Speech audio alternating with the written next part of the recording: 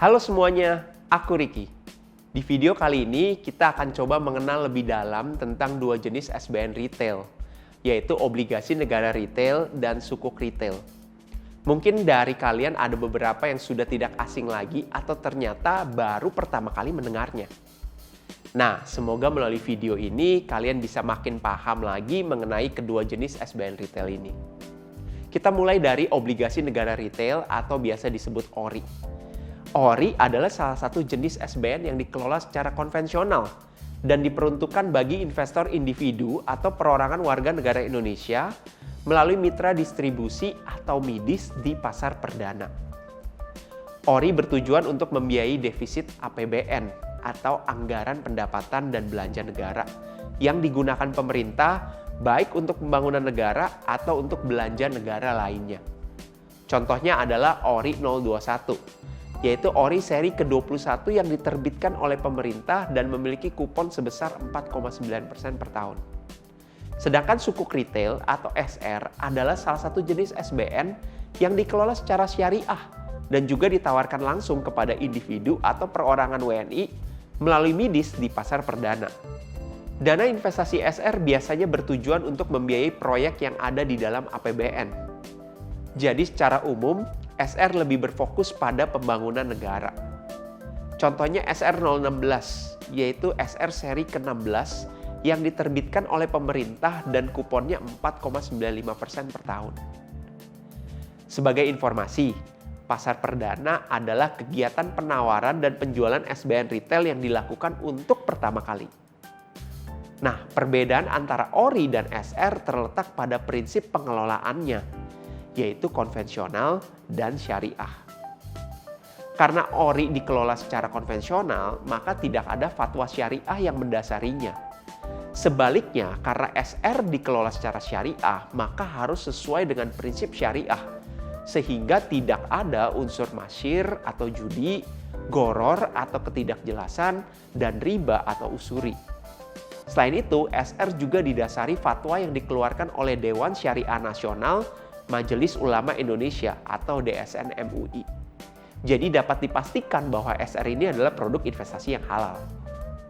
Saat berinvestasi di ORI, investor akan mendapatkan surat pengakuan utang karena sudah meminjamkan uang kepada pemerintah. Sedangkan ketika berinvestasi di SR, kita tidak mendapatkan surat pengakuan utang, melainkan dana investasi di SR akan dicatatkan sebagai bukti kepemilikan atas suatu aset negara.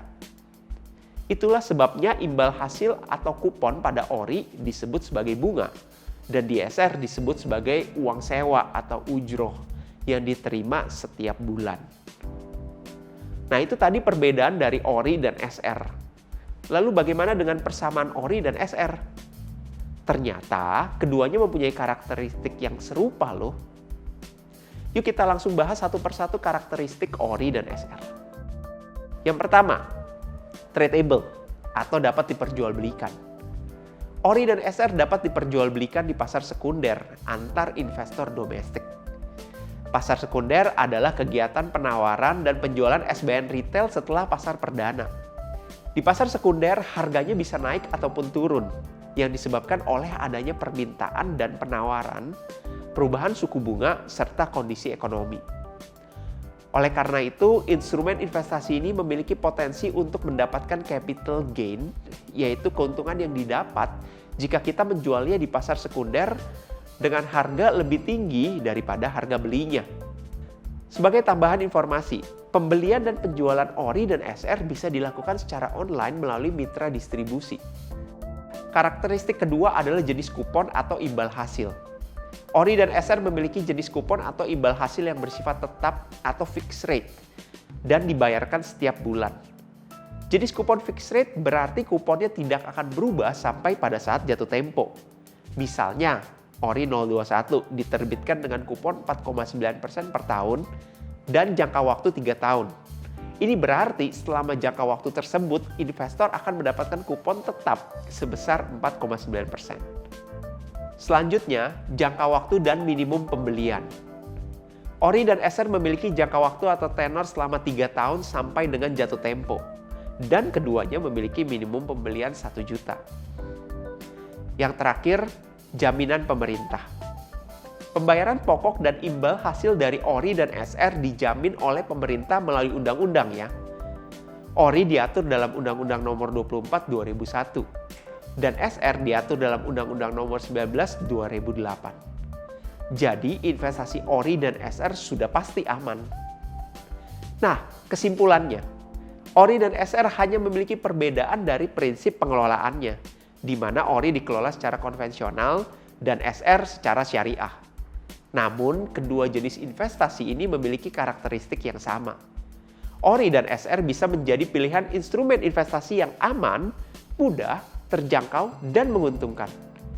Aman karena ORI dan SR dijamin oleh pemerintah melalui undang-undang, terjangkau karena investasinya bisa dimulai dari Rp1 juta, mudah karena pembelian dan penjualan dilakukan secara online, serta tentu saja menguntungkan karena ada imbal hasil berupa kupon yang bisa memberikan passive income secara berkala. Semoga kalian semakin jelas dan paham mengenai ORI dan SR, sehingga bisa mempunyai pilihan alternatif investasi yang lebih banyak. Teruslah belajar dan berinvestasi.